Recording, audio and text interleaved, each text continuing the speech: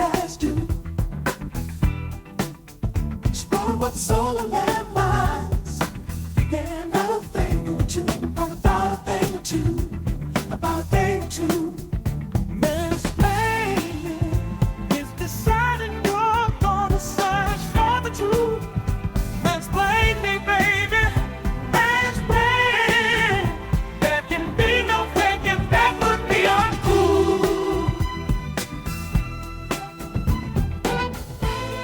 Welcome to Mansplaining, a podcast about the interesting things you can discover if you just take the time to learn.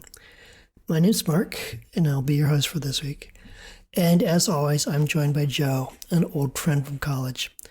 Together we'll explore what's on our minds and hopefully figure out a thing or two about a thing or two. Joe, often the questions that I ask on this podcast are things that are happening in the world that seem like burning issues or topics that have been in the back of my mind for years and years until I finally ask them. This is not one of those. This was very much a question of the moment. And that moment was me walking through the public library here in Seattle and happening to glance at the title of a book as I went by. And the title of that book was How to Live a Meaningful Life. Now, I'm sure many people would be happy to check that book out and find what the authors thought, but I thought it would be more interesting to discuss it with you because you are one of the smartest people I know. So I sent you off to do some reading on the topic of living a meaningful life with two questions in mind. First, what is a meaningful life? And second, how can we make our lives more meaningful? So I look forward to hearing what you learned. Yeah, so one thing I learned immediately is that it would be hard to produce a podcast episode from this topic because of the sheer volume of words and thoughts written and spoken about it. Yeah. And I guess that's consonant with what you just said about it's not the normal topic you give me. Usually you give me a very narrow topic that I can define and we can get into the details later. But this one seems so big, and I was intimidated by it when you first asked me about it. How to live a meaningful life is one of those age-old questions grappled with by philosophers for millennia. I could spend years reading what the Stoics and the Buddhists and the Taoists and the existentialists wrote on this subject. But it's also been a central focus of psychology since the advent of that profession 150 years ago. And more recently, the internet is chock full of essays and videos about meaningfulness offered by life coaches, wellness influencers, and other purveyors of the self-help industrial complex. So for that reason, I had to make some editing choices. Yeah. I decided that rather than telling you what Socrates had to say about the unexamined life in the 5th century BC, I was instead going to focus on contemporary thought, much of which mirrors ancient philosophies anyway. Okay. So I want to note that your first question, what is a meaningful life, is a different question from what is the meaning of life. The latter is more of a philosophical question, while the former is more the domain of psychology. And that's why most of my sources for this episode are psychologists. Also, meaningfulness is often confused with happiness, presence, purpose, significance, and coherence. But those terms, while closely related, are not interchangeable. You will hear me use all of them repeatedly in this presentation, and I'll try to define them as I go along. But even with those guideposts, this was still hard for me. I think that's because there are a lot of reasonable definitions of a meaningful life. There's a lot of good advice about how to live a meaningful life. And collectively, all that stuff resists easy categorization. And to show you what I mean, I'm going to read you two lists culled from my research. The first concerning important components of a meaningful life, and the second about how to make your life more meaningful. These lists are just the tip of the iceberg. They're the ideas that made the most sense to me. As I get through this, Mark, let me know if any of these issues resonate for you. Okay. Let's start with 4 expressions of a meaningful life, in no particular order. Number 1, when your daily actions and core values are in alignment. Okay. Kind of sounds like a corporate mission statement, but yeah, not completely off the boards. Yeah. Yes. Number 2, when you're giving back to your community by serving others. All right. Okay. Interesting. I'm not sure that covers all of it, but yeah. Okay. Proceed. Yeah. Okay. So here's a third one, and I think this is kind of related to the second one. When your religious beliefs or your secular spirituality gives you the transcendent feeling that you're contributing to something larger than yourself. Okay. And I liken that to serving your community because that's often what inspires people. Yeah. I think my concern with that one is it makes religion or spirituality such a normative state that you cannot have a meaningful life without those two things. And I'm not really all that comfortable with it. But yeah, we can get deeper into that later. Yeah, nor am I comfortable with it, but for many people, religion is a central part of their lives. And I think this fits that. And then the fourth one I'm going to offer here is when you notice what's good in your own life and express appreciation and gratitude for it. Okay. I mean, I like that. And I have to say that is kind of the polar opposite of the previous one, where the other one is like focus on these things outside of yourself, your community, your God, your spirit. Yes. And this other one is focusing completely internally. Yes. And that one's closer to the life that I'm living. So I feel a certain affinity to it. But I think it's interesting that they're speaking about the same topic, but in completely opposite directions. Yes, yes. And this, I'm glad you said that because this is why this topic, there's no easy way to categorize ideas like that, right? Mm-hmm, they're all profound and they're wildly disparate too. And they all make sense in their own way. So rather than try to wrestle the beast to the ground and come up with some coherent statement of what meaningfulness is, I thought I'd take this more scattershot approach and just hit you with some of these things. And I'm going to continue that now because I'm now going to offer 7 tips for how to make your life more meaningful. Okay. Listeners, get a pen and paper. You're gonna want to write these tips down. Well, luckily we record these things, so you can always go back later. Right. Okay, here's the first one, Mark. Foster close relationships with friends and family that deepen your sense of connection. And this one's on the list because people who have fewer social connections or experience loneliness or ostracism report that their lives have less meaning. Mm-hmm. Yeah. Okay. That's pretty fundamental, right? Yeah, but I think we're getting back into the territory of self-reporting where you would have to ask what they mean by meaning in that context. And I'm concerned about that because, of course, neurodivergent people have trouble establishing relationships, and I am not ready to say that they cannot lead meaningful lives. So these are ways to make your life more meaningful, and, not all of them are going to apply to all people. So I'm sure there'll be others on this list that would be harmonious with neurodivergent people. So here's another one. Engage with and invest in a group or community with shared interests and values.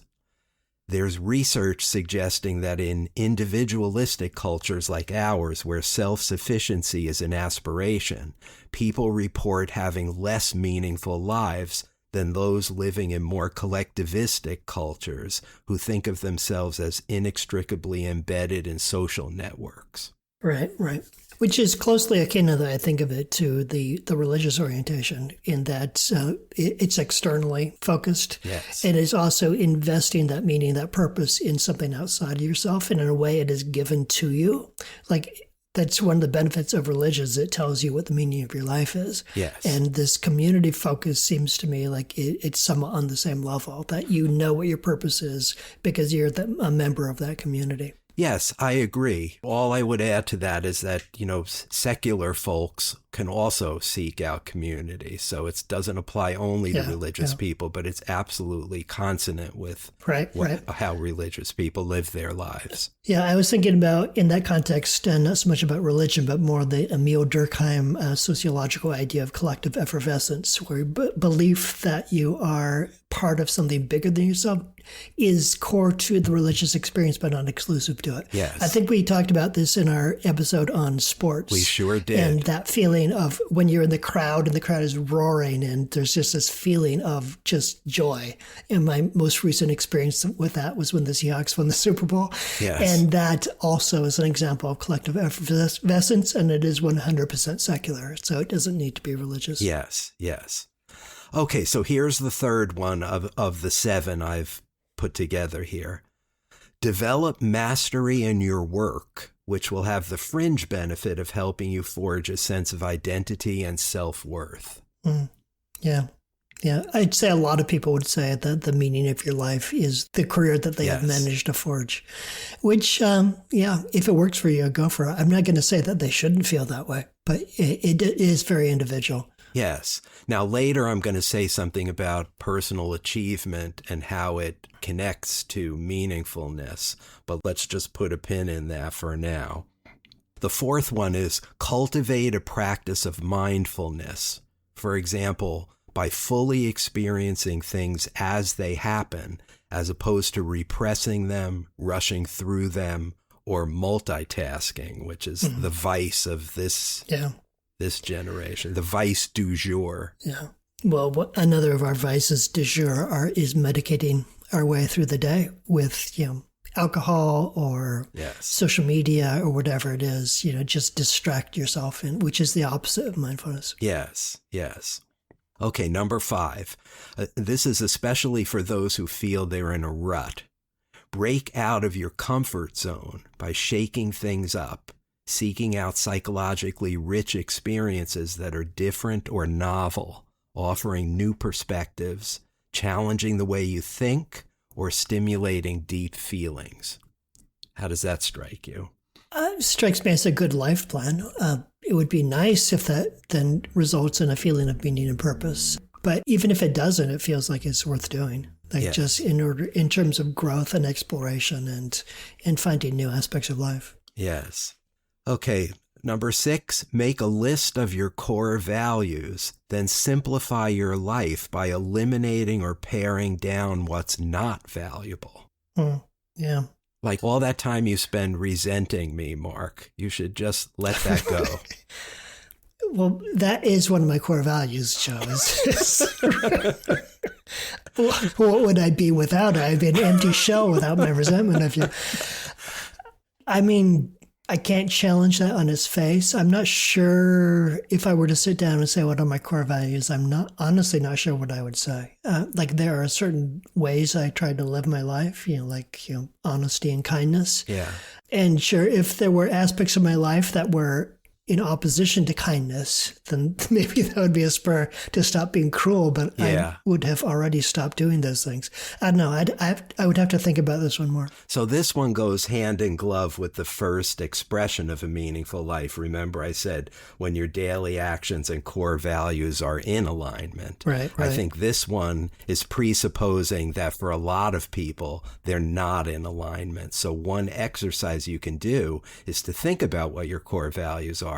Then get rid of all that extraneous crap that's keeping you from being in alignment with your values. Yeah.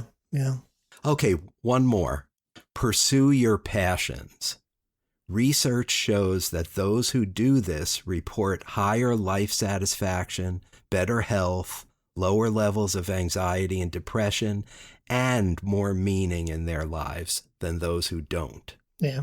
I'm thinking what that brings to mind now is those stories that you hear from hospice nurses about what their patients talk about in the last few days of their life and how they never speak about, I wish I'd spent more time in the office. Yes. I wish I had spent more time in the career grind. It's always about the things that they loved, the people that they loved, the things they loved doing, and they wish they'd put more time into that. So it seems congruent with that we spend too much time on our responsibilities and not enough time on the things that actually make us fully alive. Agreed. I mean, that's certainly why it's on this list. But that's a lot of ideas I just presented, and absent any scholarly grounding, they might seem all over the map, although you and I drew some connections between these ideas, but it does seem scattershot on its face. Yeah. But let me now add some meat to those bones by discussing some of the psychological concepts underpinning the study of meaningfulness. I think you'll notice some unifying ideas expressed by the academics whose work I'm going to discuss. One of them, the Colorado State psychologist Michael Steger, co-wrote a short list of 10 questions called the Meaning in Life Questionnaire that takes about 5 minutes to complete. I'll post it as the first source for this episode on our Facebook page. Answers are rated on 2 subscales: the presence of meaning, which measures how full of meaning respondents feel their lives already are, and the search for meaning, which measures how motivated and engaged respondents are in finding meaning or deepening their understanding of meaning in their lives. The categories are not mutually exclusive, but they have different effects on people. As Arthur C. Brooks of Harvard's Kennedy School put it in The Atlantic, quote, "Presence is highly correlated with well-being, but search seems to have no bearing on it, and pondering your meaning in life too much could even lead you to dissatisfaction," end quote. Mm-hmm. Now, again, this is self-reporting, but I thought it would be interesting to offer that to our listeners since it's such a quick test. I have it in front of me. It's 10 simple questions, and it's kind of interesting. But that's kind of the way of getting into the larger discussion of what is underlying the study of meaningfulness. Yeah. So in my research, a bunch of TED Talks popped up. And let me tell you, there are seemingly as many TED Talks on meaningfulness as there are grains of sand on your local beach. Anyway, one of them was by the aforementioned Michael Steger, whose name was already familiar to me because I cited his work about the strong connection between purpose and meaning in our recent episode about whether conservatives were happier than liberals. In his TED Talk, Steger defined 2 components of meaning. So now we're getting at the substance here. The first is purpose, defined as the need to do, manifested by the existence of aims and goals, which are necessary because we are beings who must move around to get what they need to survive. Purpose. The second is significance, or the need to make sense, to develop powerful intentionality in our lives. He cited the human longevity study of another psychologist who, after controlling for things like depression, disability, and chronic medical conditions, found that people who reported abundant meaning in their lives experienced a 57% smaller hazard of dying than people who thought their lives were bereft of meaning. In plain English, that means that at any given moment during the study, a person who felt their life had deep meaning was less than half as likely to die compared to someone of the exact same age and health status who felt their life lacked meaning. So that's a significant result. Right, right. And to your second question about how we can make our lives more meaningful, Steger highlighted other studies where participants cited relationships with other people as integral to their experiences of meaning in their own lives. Steger's great fear is that meaning will become just another commodity or consumer item that we want more of. And there's some evidence for that, as human wellness, aided and embedded by all those TED Talks, has become a multi-billion-dollar industry. Steger suggests we slightly change the wording of our quest from living a meaningful life to giving a meaningful life by harnessing whatever makes our own lives meaningful in the service of other people, which of course was one of the expressions of a meaningful life that I cited earlier. Right, right. The other TED Talk I wanted to tell you about was given by the Stanford social psychologist Brian S. Lowry, who defined meaningfulness as, quote, a sense that our lives matter, that we are more than the sum of our minutes, days, and years on this planet, end quote. He identified 3 big ideas associated with meaningfulness, and 2 of them were identical to Steger's. Purpose, which Lowry defined as, quote, a way of thinking about what your life can be and should be in the future, end quote. And then directing your actions and organizing your goals accordingly. And significance, defined as the sense in which your life is worth living and has inherent value so that you make yourself matter into the future. To which Lowry adds a third component, coherence. And what I mean by that is our life routines or projects that make the world feel predictable or understandable, which covers anything from your morning wake-up rituals to, in Lowry's case, his 7-year effort to get tenure at Stanford. Lowry argued that while personal achievement is associated with purpose and coherence, it comes up short as applied to significance, because it's focused on the self rather than on others. He told anecdotes about what provided his own life with meaning, including the intensity of working for years with his graduate students, relationships forged through close contact and mentorship, which he defined as, quote, being a part of a story that is not your own, end quote. Lowry concluded that the chasing of personal achievement should never be confused with or replace our deeply human need for meaning. Personal achievement feels good and is easy to quantify, which is not always the case with meaningfulness. He cited studies where parents who spent more time with their kids reported more meaningfulness in their lives, but not necessarily more happiness.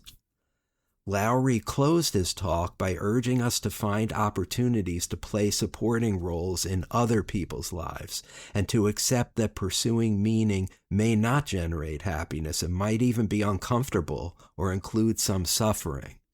That last part resonates for me as I think about parenting 2 children who are now young adults and have had their share of growing pains. Yeah, I imagine. If I can ask for one point of clarity on Lowry's ideas, you said something along the lines of make yourself matter into the future. Was that the phrase you used? That was Lowry's definition of significance. Right. The sense in which your life is worth living and has inherent value so that you make yourself matter into the future. So it's the into the future phrase that I'm wondering about. Is he talking about legacy? Like you're leaving some mark behind that's once you're gone, people are going to remember you, something like that? The answer is yes, but I don't think he means it solely in terms of plaudits. You know, will you get a New York Times obituary? He means, will you leave some lasting mark on the world or on the people, the community around you? Yeah. And that is what makes you significant. Yeah, that's the part that I have the most trouble with. I don't see that as necessary at all to leading a meaningful life. Because there are people who are essentially alone in the world, and I'm not prepared to say they cannot have meaningful existences. There are generations of people who have withdrawn to monasteries and spent their lives in meditation and prayer, and when they're gone, they're gone. And I do not believe that legacy is connected to meaning. Like that, I feel is fundamentally wrong. But maybe that says something more about me than it does about Lowry. Boy, that's interesting because I really accepted that hook, line, and sinker. And I think what these psychologists are trying to put forward is that meaning matters in the context of who's receiving it, you know? That can meaning exist in a vacuum? I suppose it can. But then it's much closer to personal achievement than it is to what you leaving the world with. No, I'm not sure that that's it, but here, let me propose something else.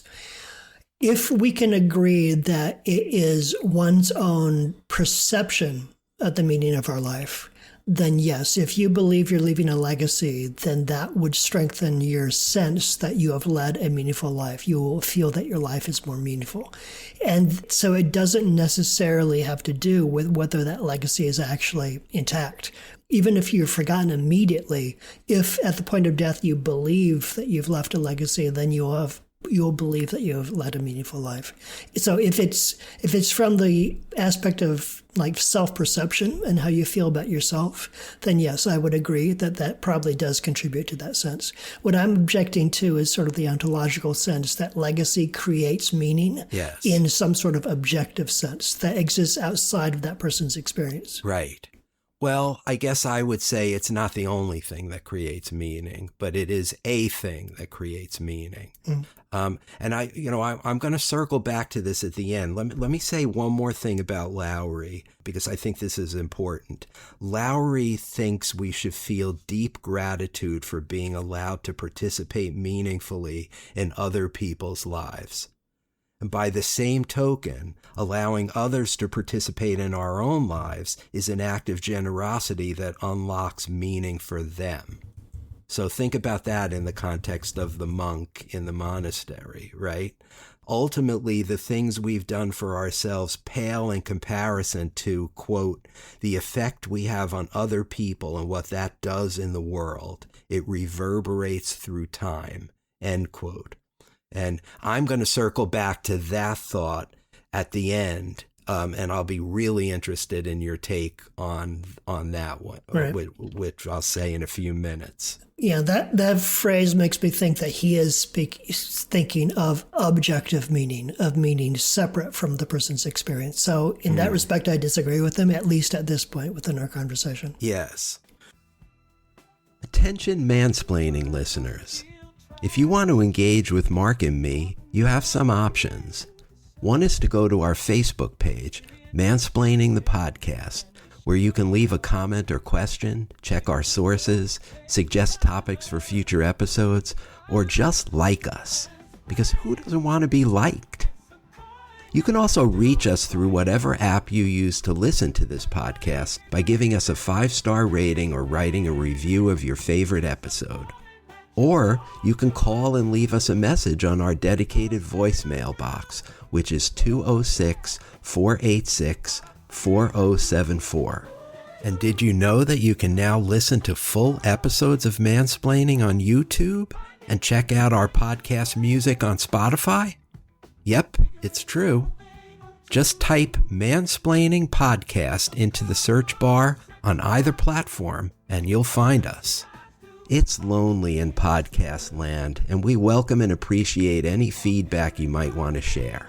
Act now, and we'll throw in a set of Ginsu knives. Not really.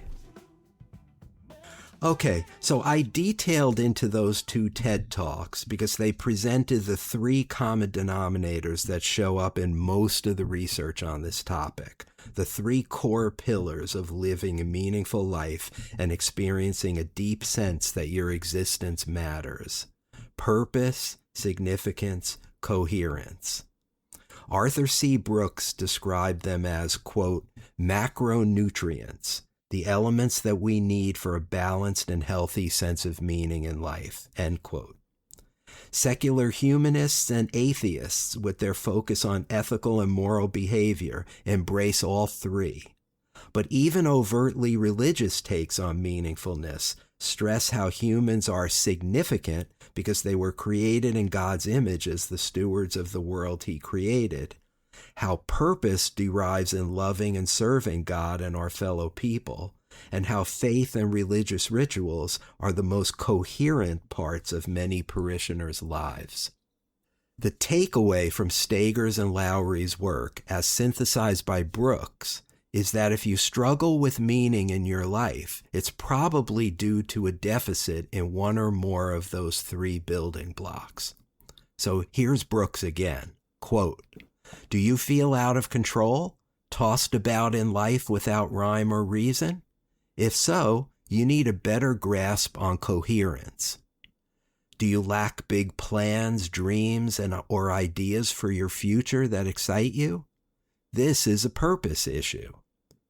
Do you feel like it wouldn't matter if you disappeared, like the world would be no worse or maybe better if you did? This is a problem of significance." End quote. Okay. And is the assumption that anyone who does doubt those things, the problem of significance, that they are incorrect in doing so? Like, is that just the fundamental assumption there? No, I don't think so. No. Mm-hmm. No, I think what he's applying this to is the many, many people who talk about lacking a sense of meaning in their lives. Trying to present these three concepts as things that you can think about if you feel your life has no meaning, or you're curious about meaning in your life. Yeah, I'm still thinking about that divide between personal meaning and objective meaning, between your feeling of how meaningful your life is and how others might say how meaningful your life is. Like, you and I could agree that Abraham Lincoln's life was meaningful. Right. The old guy down the street, we don't have an opinion about that, right? Right. And so that was the basis of my question, is like, yes, if you feel like if you die tomorrow, no one's going to notice, then probably that it correlates with the feeling that your life has not been particularly meaningful. And so my question was, is the recommendation that you focus on that, as that's the stumbling block, is it to recognize that people will miss you? Or is it more just sort of a positive self-talk sort of thing, like almost an affirmation, just to put yourself in a better frame of mind? I think it can be both. The positive self-talk aspect is the subject of the self-help industrial complex. So that's certainly a component. Yes. But the first thing that you mentioned, that your life really does have meaning, you may not be aware of it. That's the thing I want to talk about at the end with a personal story. So let's circle back to that in just a minute, okay? Okay. So before I get there, one word that's curiously absent from most of the research I reviewed on this topic, which surprised me, is love. Now, maybe I was reading the wrong sources. More likely, it's understood that, say, giving back to your community or expressing gratitude is itself an act of love. Maybe it's that love is subjective and ineffable, which makes it difficult to define scientifically, and the researchers studying meaningfulness need more concrete and testable variables to describe human behavior. Maybe it's all of the above. Still, I wanted to put love on the proverbial table because I can't imagine it not being integral to any person's meaningful life. Yeah, I get your point.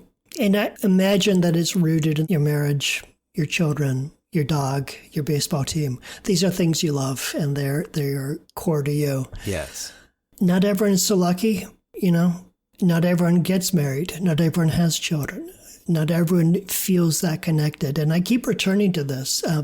And maybe it gets back to, like, one of my core values is kindness, is I don't want lonely people to be doomed to a lack of meaning. So I keep pushing back on any notion where if you don't have that sort of connection, then forget about living a meaningful life. Right. Like I don't objectively know that is true, what I'm saying, but I'm just reluctant to take that step. Yes.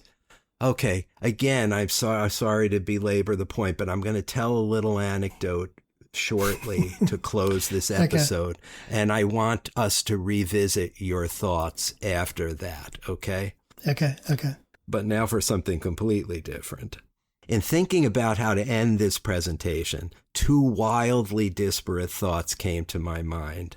One is that I was reminded of the very end of one of my favorite films, Monty Python's The Meaning of Life, where Michael Palin, dressed in drag as a hostess, is handed an envelope a la the Oscars and matter-of-factly announces the meaning of life. Well, that's the end of the film. Now here's the meaning of life. Thank you, Brigitte.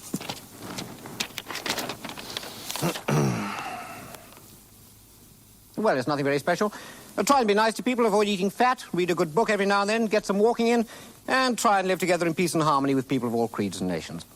In my humble opinion, that's about as good a short list for a meaningful life as you're likely to find.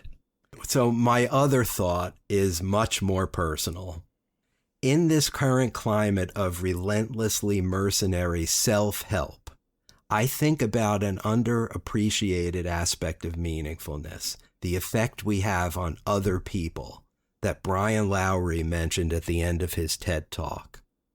And to illustrate this principle, I want to nominate an unlikely candidate, my own father. My father died in December 2014. If you had asked him on his deathbed whether his life was meaningful, he probably would have laughed at you. He thought he never amounted to much. He was often savagely critical or even dismissive about his skills, and he had a very self-deprecating sense of humor. I had a complicated relationship with my father and spent a large portion of my early adulthood distancing myself from him for the way he treated my mother and me. After his death, I wrote down some reflections about him that I read at his memorial service. Since having my own children, I had been thinking about the ways that he and my mother had parented me, and a lot of that thinking came out in what I said that day. I remembered some things that my father used to do with me and some ways he used to be with me that I very consciously emulated with my kids, including the self-deprecating sense of humor that's reflected in the name of this very podcast. What's crystal clear to me is that my father's life did have meaning, even though he himself didn't believe it and didn't take any of the steps I just recited to make it meaningful. His meaningfulness is reflected in all the aspects of his fathering that I bestowed upon my kids, and they will undoubtedly pay forward to theirs. More than a decade after his death, I'm not sure how much purpose or significance or coherence can be gleaned from my father's deeply flawed life. But some of the behaviors that animated it are still alive in the world. Yeah. It's nice that you have that story to tell. I was thinking about my own father as you told that.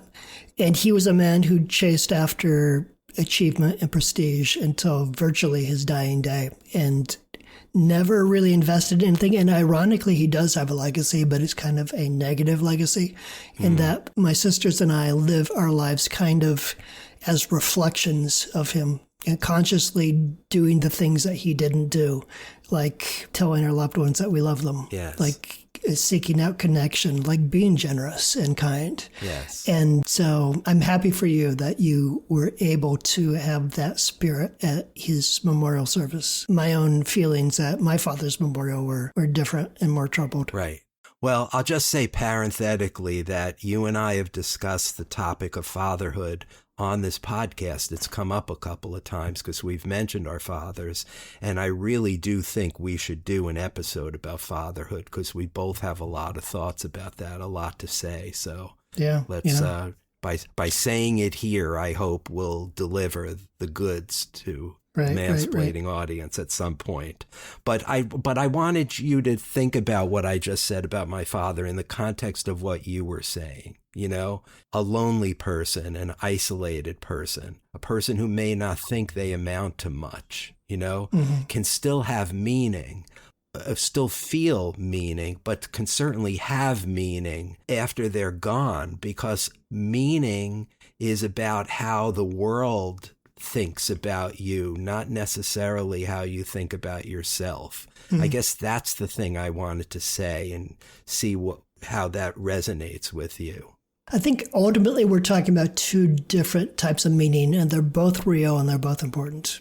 There's the meaning that you see when you look in the mirror. There's the meaning that you're going to feel when you're on your deathbed.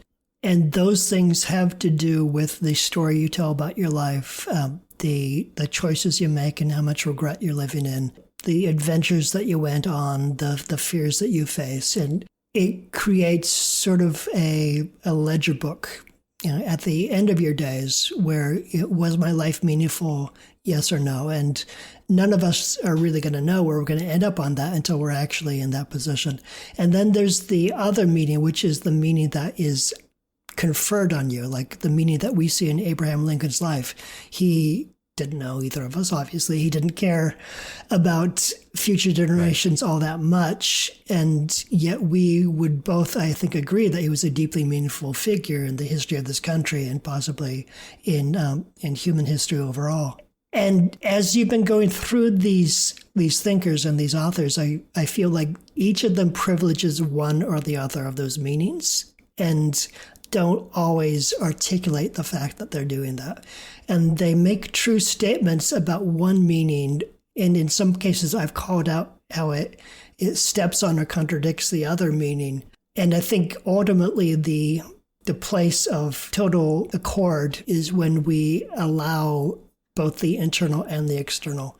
Like if the world doesn't grant meaning, if you lived in the forest and no one knows when you died, you might still have led a meaningful life if within your own experience was meaningful. I'd like to hold on to that as just a personal experience.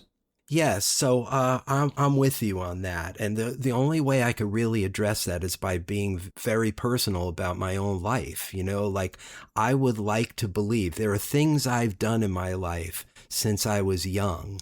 I call myself an organizer personality, right? I'm the guy who rouses the troops. I was that way in college, I'm sure you remember.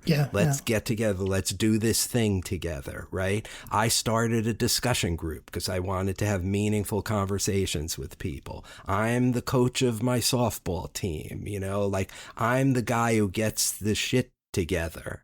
And I would like to believe I have this intuitive sense that that's a meaningful activity and it gives my life meaning. And I appreciate being part of all these groups, right? But I also think I'm giving something to them that perhaps other people can't give for whatever reason. And that makes me, that lends some importance, right? But that's entirely internal. That's my intuitive sense of my contribution. But then when I'm dead, when I'm not in the room and people are talking about me, there's this whole other sense of the meaningfulness of Joe as measured by what you think about those things I did when we were in college and what my softball teammates think about the fact that I always organizing the games and getting them together on the field, you know? That's the legacy piece of it. You can have both, you know? Mm-hmm. Yeah. It's not a zero-sum game, which is what I kind of felt like you were kind of chafing against earlier. And I'm here to say it's not a zero-sum game. Yeah. Well, as long as we're making, personal declarations, I am pretty sure that not many people are going to remember me when I'm gone. And that's not because I push people away. It's just because for my entire life, I have struggled to form lasting connections. You are one of the few long-term friends that I have. And so when I think in terms of meaning, certainly it's resonant in my relationship with my wife, but it's also largely because of what I create. The things I build, the ideas I have, the things I'm able to bring into the world, one of which is this podcast. It's not limited to that. The podcast isn't a good example, but a lot of those creative enterprises are largely solo enterprises. And when I'm gone, probably no one is going to know anything about them, but they bring me satisfaction and purpose and meaning in the act of doing them. So it's kind of like a woodworker who goes into his craft shop and builds a beautiful bench and then pushes the bench up against a wall. And so it stays within the room. No one else ever knows about it. But in the act of creation, he found meaning and purpose. That's more my form of meaning, and that the external meaning, how people are going to talk about me when I'm gone, the legacy I leave behind. I am not convinced that I'm going to leave a legacy, and so the meaning that I claim for the lonely people of the world is largely the meaning that I claim for myself. Yes, I hear you. And as you're saying that, I'm thinking, well, that clearly checks two of the three boxes at least. Purpose and coherence, completely consonant with what you just described about your own life. Mm-hmm. The only piece that's arguably in conflict is the significance piece. And that's what I think you seized upon. But I guess I'm here to say, in the story I just told about my life, is that significance is both an internal and an external phenomenon, right? Yeah. I have my own sense of my worth based on the things I contribute. And that exists whether or not other people believe it or not. That exists in my mind and is central to my getting up every day and doing the things I do. And I'm sure that applies to you too. So maybe the nuance that we can add to the psychological research is that there's an internal significance and an external significance. Yeah. How does that sound? Yeah, very much. Yeah, it's completely consonant with the idea that I floated earlier in this podcast, which is there's how you feel about yourself on the deathbed, and then there's how people feel about you, and that meaning can be resident in both places. So yeah, I totally agree. Overall, for meaning, I feel like there's a really interesting cleavage in terms of where people locate that between, is it something that's given to you, or is it something that you find for yourself? And religion is the perfect example there. If you are raised within a religion, your church tells you what your meaning is. That's your meaning, your purpose. Like you said, it's to worship God. It's to go to church on Sundays. It's to follow the commandments. Like, it tells you what your meaning is. It sets your meaning with an overarching cosmic meaning, and you're part of this vast eternal drama. And then there are people more like you and me who are not ingrained in that sort of spiritual community where we need to find our own meaning. And the second path is more difficult, but I feel like ultimately it might be more rewarding. I mean, there's always the chance that, like you said, you pass through life feeling like there is no meaning, which is more the existential point of view, right? Which is that if there is no God, then ultimately nothing has purpose. We are simply biological beings who exist, and when we die, our body will return to the soil. Ultimately, some people would argue that we are simply a series of chemical reactions. I personally don't believe that, but I do believe that there's no meaning, there's no purpose that is the same for everybody. It's incumbent on all of us to find our meaning and then to pursue that. And I feel like that is also a lifelong task, that you don't like suddenly have an epiphany, at least most of us don't. But there's value in continuing to ask, what's the meaning? What's the purpose? How should I proceed with this that's consistent with the vision I have for myself?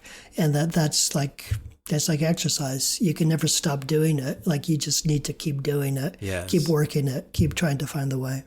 Yeah. Maybe just as I was saying, there's internal significance and external significance. Maybe another interesting way of thinking about this is meaning with the capital M and meaning with the small m, right? Mm-hmm. So meaning with the capital M is the sum total of all those psychological studies and the legacy you leave in your life and your headline of your obituary and all. But meaning with the small m is our daily pursuits of what floats our boats, Right. And that meaning with the small m exists. It's real. Yeah. And it applies to everybody, whether you're enmeshed in communities as I like to be, or whether you're hermetically sealed in a monastery or in your own head. Mm-hmm. There's still meaning there. Yeah. I'd even say that small m meaning is what makes meaning real. It's how it shows up in your daily life, how it shows up in the way you walk down the street. Yes. That's what makes meaning tangible, as opposed to something which you might read in a book and think about, and then if it never gets outside of your head, if it never becomes the small m meaning that you're living, then it is never as real as you should hope that it would be. Yes. And just to bring it back to my father for one more minute, he had his own small m meaning, but he never would have thought that his life had any meaning beyond itself, and would have scoffed that he left any legacy. He was very down on himself, and yet he did leave a legacy. Mm-hmm. So he had his life had a larger meaning, even though it was flawed and he was not a big fan of himself. Right. And that's important to understand. And that's the process of grieving him and thinking about how he parented me. I had that thought process and decided that his life did indeed have meaning. That reminds me of a story I once heard about Steve Jobs, one of the founders of Apple, which is that his adoptive father was into woodworking.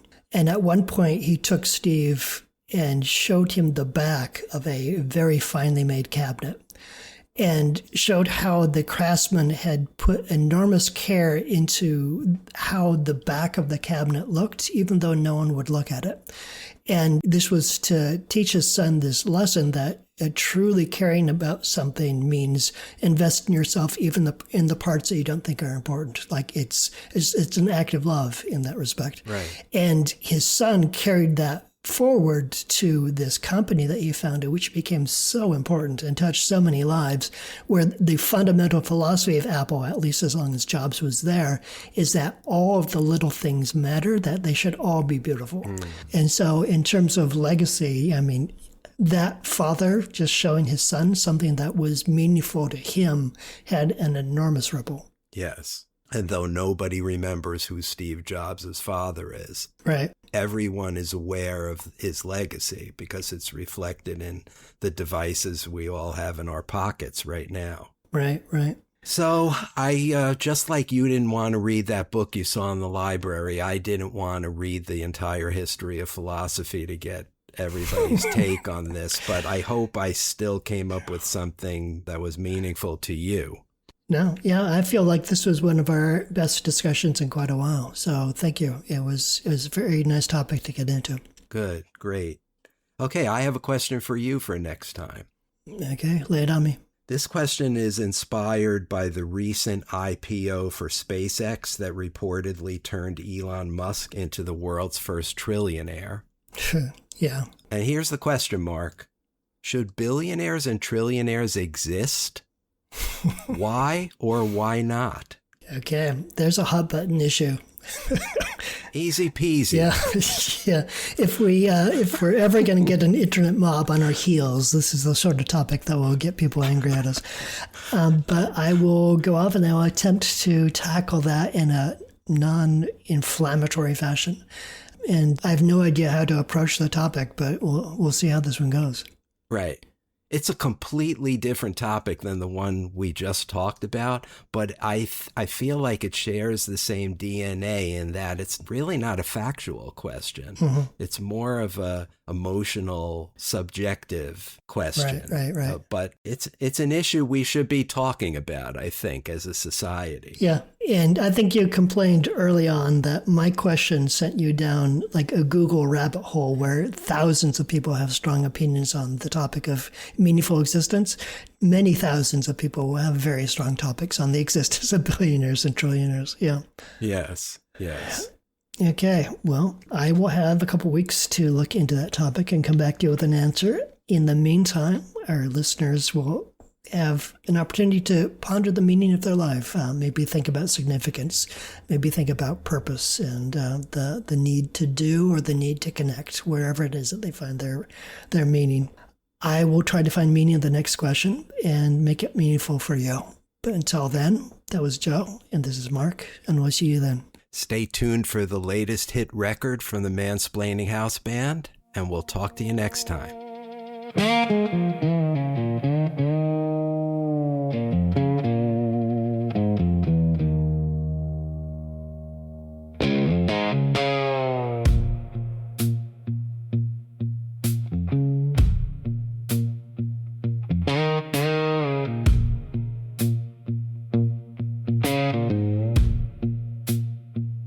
Gotta face facts, I'ma be you in bone. Made some mistakes that were dumb. Once I was mighty, now I'm just a pool of waste. Can I turn it around? Can I grab that rebound? So I'm flying high, no longer debased. Gonna get my ass to the meaning depot, pick a product off the shelf, purpose, significance.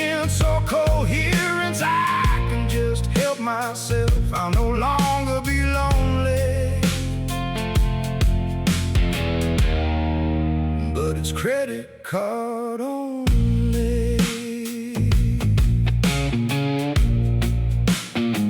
The reality is I'm in an RUT rut, always sitting on my butt, never participating in activities. Well, where can I find a better way for my kind? A life plan for a man of my proclivities. Gonna shuffle on down to the meaning depot, pick a product off the shelf. Purpose, significance, or coherence, I can just help myself. I can be Superman soon as I sign the payment plan.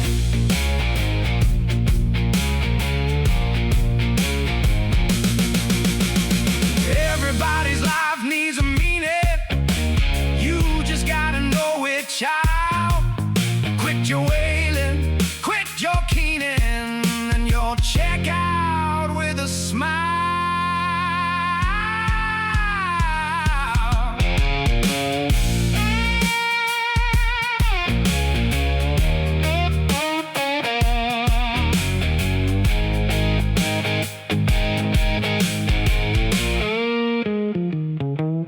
Truth be told, I was LOST lost, completely and utterly star-crossed. I was once a strutting peacock, preening the pick of the frickin' litter. Now with all these hard times intervening, my life is in the shitter. Lord, take me to the meaning depot, pick a product off the shelf. Purpose, significance, or coherence, I can just help myself. Lots of ideas to address my shortage, just gotta take a second mortgage.